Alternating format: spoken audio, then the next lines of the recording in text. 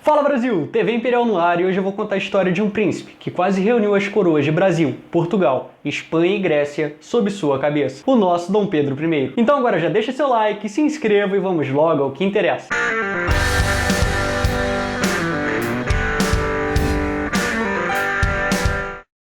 O imperador Dom Pedro I viveu e morreu em uma época que o mundo se transformava totalmente. No início do século XIX, com a queda de Napoleão Bonaparte, a Europa se reorganizava politicamente e existia um grande conflito de ideias.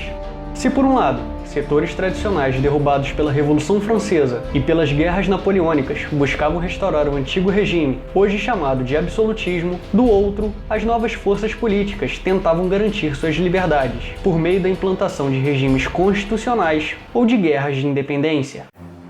Sob o domínio do Império Otomano desde a queda de Constantinopla em 1453, a Grécia passou a viver um forte sentimento patriota a partir do final do século XVIII. Homens, como o escritor Adamátios Corais, passaram a defender um retorno à época de ouro da Grécia, uma referência não só às glórias artísticas, literárias e filosóficas da antiguidade, mas principalmente à autonomia política. E esses ideais, no final da década de 1810, já tinham conquistado o apoio da população grega. E com isso, de 1821 a 1829, veio a Guerra de Independência da Grécia.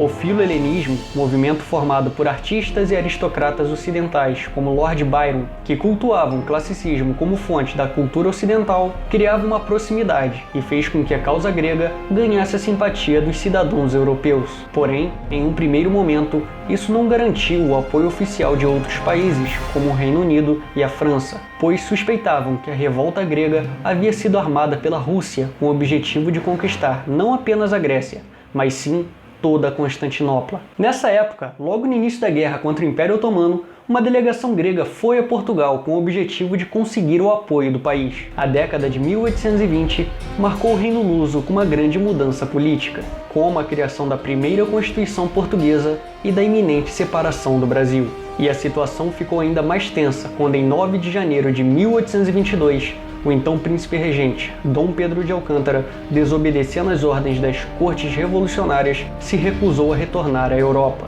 Esse episódio ficou conhecido como o Dia do Fico.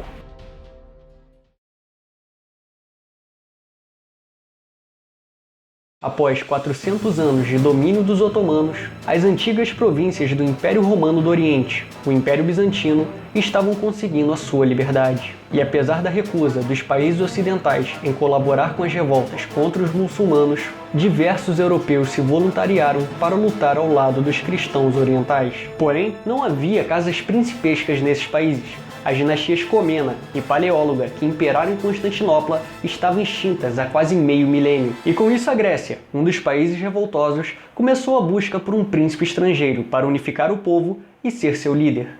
Com o objetivo de conquistar a simpatia do rei Dom João VI, do príncipe Dom Miguel e do ainda príncipe regente Dom Pedro, o enviado grego, capitão Nicolau Kiefala, enviou uma carta datada 16 de abril de 1822 para Lisboa e uma cópia para o Rio de Janeiro. Na carta, o capitão comparava o príncipe Dom Pedro ao imperador de Roma, Constantino, que no século IV havia fundado Constantinopla e que naquele período estava sob domínio do Império Otomano, para assegurar-se de sua independência e constituir-se em Estado, semelhante àquele que fundou o grande Constantino. O olhar da Grécia volta-se para a escolha de um chefe soberano, dentre um digno e legítimo sucessor deste fundador de Constantinopla, sustentáculo da religião cristã, inspirado e protegido por Deus.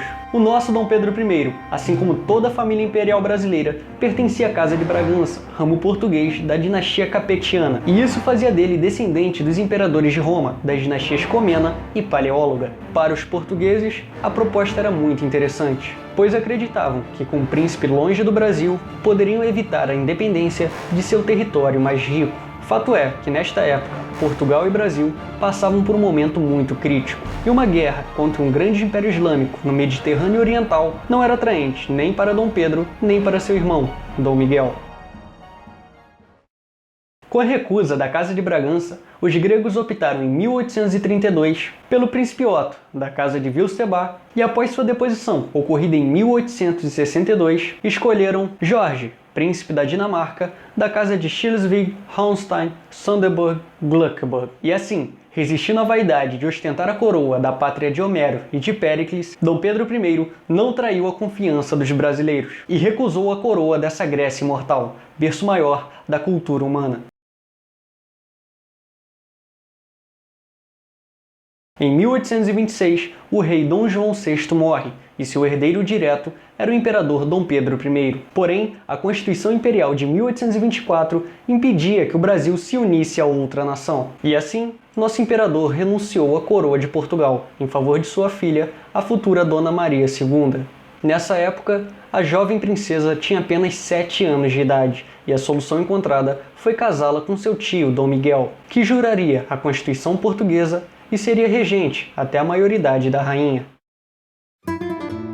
No início do século XIX, a Espanha teve uma das maiores crises de sua história. Além do terror napoleônico, a luta entre liberais e absolutistas crescia, e com a queda do imperador francês, seguida da volta do rei Dom Fernando VII, que rejeitava a Constituição de 1812, a campanha absolutista ganha força contra os liberais constitucionalistas. Nesse período, a perseguição e a prisão aos oposicionistas era grande, a imprensa foi censurada e as garantias individuais não eram respeitadas. Nessa época, espanhóis partidários do regime constitucional enviaram uma carta ao imperador Dom Pedro I do Brasil, datada 24 de agosto de 1826, e apelavam para o seu lado constitucional.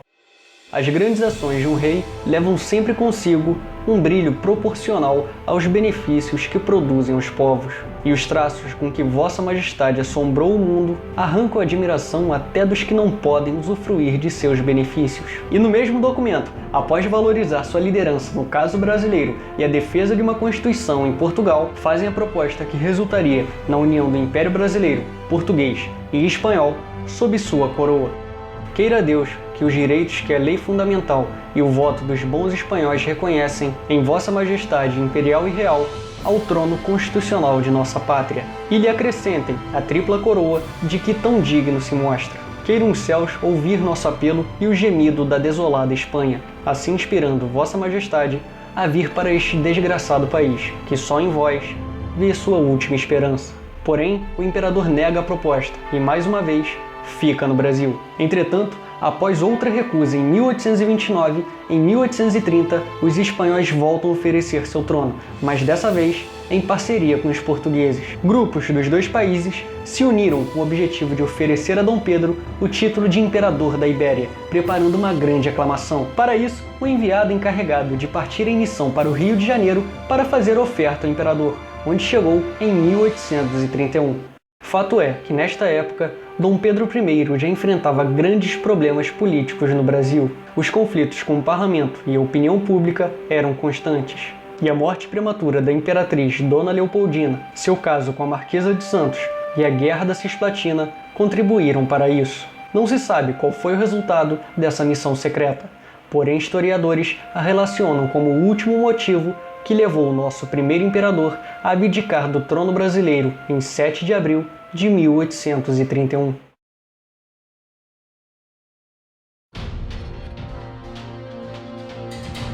A ideia é que voltar para Portugal e derrotar o absolutismo de Dom Miguel, como aconteceu na Guerra Civil Portuguesa, era apenas parte do plano do agora Duque de Bragança, pois o objetivo seria reunir os tronos ibéricos e formar um novo, grande e poderoso império multicontinental. Se tudo tivesse dado certo, Dom Pedro seria imperador de um vasto império que iria de Cuba, passando pelo Brasil, Portugal, Espanha, pelo continente africano e atingindo até o Extremo Oriente. Porém, nosso imperador não contava que sua morte viesse tão cedo. E em 24 de setembro de 1834, com apenas 36 anos de idade, após a heróica vitória na Guerra Civil Portuguesa, Dom Pedro, em consequência da tuberculose, morre no mesmo palácio onde havia nascido, em Queluz, e com ele também morreu qualquer ambição de um projeto maior.